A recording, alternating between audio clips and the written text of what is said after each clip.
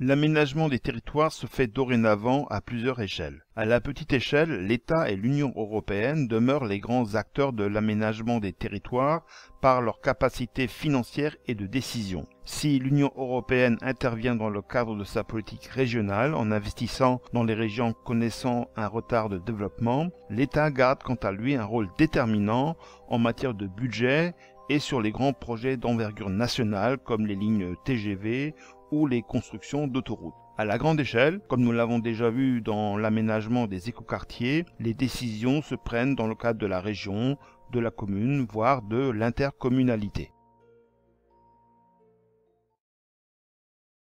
L'endettement de l'État, le ralentissement de la croissance économique, voire la rigueur budgétaire exigée par la Commission de Bruxelles, ont amené l'État depuis quelques années à se désengager d'un certain nombre de projets d'aménagement. Face à cette situation, les collectivités locales se sont tournées vers les entreprises dans le cadre de partenariats privés-publics.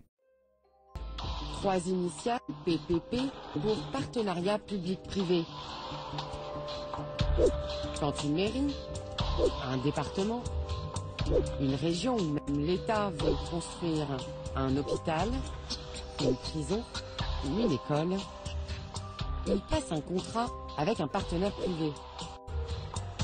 Le plus souvent avec l'un des géants du BTP comme Bouygues, Vinci, Eiffage ou Spigotignol. Charge à eux de construire, mais aussi de financer et d'entretenir les bâtiments. Tout est inclus. En contrepartie, le public paye un loyer sur 20 ou 30 ans. Ainsi, dans ces partenariats, il s'agit d'accords permettant la mise en place d'un aménagement public par des entreprises privées qui, en échange de tout ou d'une partie du financement, obtiennent l'usage de cet aménagement pour une période déterminée. Si à court terme ce partenariat apparaît avantageux pour les collectivités locales, à plus longue échéance, il n'est pas sans risque.